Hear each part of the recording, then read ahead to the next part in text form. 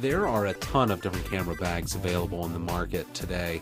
There's traditional, contemporary, large, small, boring, sexy, and the options are kind of overwhelming. Whenever I went to look for a camera bag, I was just sort of, shot in the face with all of the options that were available and the varying price points that accompanied them. But I kept coming back to the Domke waxed canvas bags. I absolutely loved the look and feel of them. They didn't look like a camera bag. They were reminiscent of a bygone era, and they were durable and water resistant, which was something I was definitely looking for in a bag. But for me, they were too expensive. They were out of the price range of what I wanted to pay. So I devised another option. My wife and I were in New York City and spending some time in Chinatown, and I was going shop to shop looking for a cheap knockoff imported bag that would meet my basic needs. And I found what was essentially a piece of over-the-shoulder luggage, and I picked it up for $20. It had a variety of extra zippered compartments. It had all the interior space I was looking for. And so when I got home, I was looking for a camera bag insert. And I found one on B&H. It's the Tenba bag insert, and I picked it up for about $22 plus shipping and handling. And you simply slide the insert into the bag, and it essentially makes any messenger bag into a camera bag. That in and of itself is pretty much a do-it-yourself bag. This gave me all the space I was looking for. It didn't look like a camera bag, so it wouldn't be as high a target for thieves, and it looked kind of sexy at the same time. However, I wanted to take it a step further, and like I said about the Domke bags, I loved the waxed canvas, and I wanted my bag to sort of have that extra protection as well as the sense of nostalgia, I guess, that comes along with more antiquated waterproofing techniques versus today's spray-on silicone. The wax gives a bag an added dimension visually, I believe, as well. Now, in researching how to wax a cotton canvas material, the general consensus that I found was to use a mixture of paraffin and beeswax. However, I was extremely impatient. I couldn't find any beeswax locally, and I did not want to wait for any to be shipped in from online, so I simply used 100% paraffin, which, as it turns out, seems to be doing pretty well. What you will need for the project is obviously your bag, a box of wax, one box from Walmart or your local grocery store in the canning section should be plenty, and you can pick it up for just a couple bucks. You will need a double boiler. I would recommend you not using something that was specifically designed for kitchen use. I pulled together a double boiler made out of some cheap aluminum camping pots that I had. You may be able to use a coffee can or something similar to that, but the main idea is to melt the wax without putting it in direct contact with the heat source. You will also need a brush of some sort. The first step is to set up the double boiler. You take your bottom container and you put some water in it and set it on the stove, turn it on high, get the water boiling.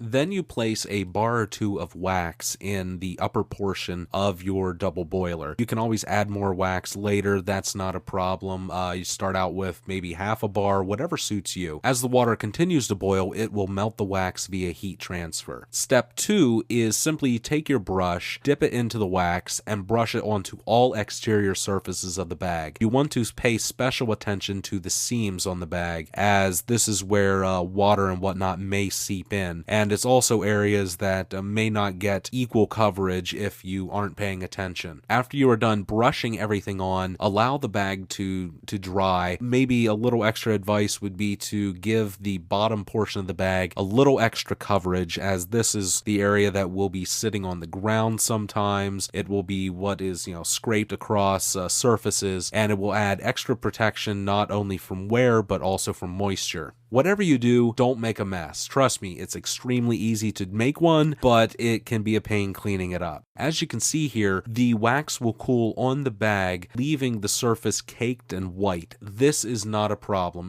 Step 3 is getting the wax to actually work itself into the fibers of the cloth. The easiest way to do this is to put your bag inside an old pillowcase, tie off the end, and put it in your dryer. Turn the heat up on high and let it go go for, I don't know, it depends on the wax application, but maybe 15 minutes to a half hour just to make sure that everything is melted in. A couple other options would be to use a hair dryer, which with this amount of wax would take a while and would definitely be a pain. Or you could try a heat gun, just so long as you aren't burning the fabric or setting your home on fire. Whenever the wax is all melted into the bag, pull it out of the dryer, untie it, and allow the bag to cool. As it cools, the bag will harden, and that's to be expected as you just filled up all of the available space in between the fibers with a semi-rigid substance. Now, there's several things that you can do from here. One would be to use it as is whenever you pull it out of the dryer. The second would be to work the material to sort of break it in and soften it up. That might be more appealing to you. And the third option would be to give it another application or two. Just for the record, I only gave my bag one application, but I've been considering maybe giving it a couple more here just to sort of fortify it. And that's pretty much it. And as you can see, the before and after is sort of a beautiful contrast. I definitely like the way that it turned out. Depending on the color of the material that your bag is made out of, your visual results will vary. I'm sure in the end you'll definitely be happy and satisfied with what you have.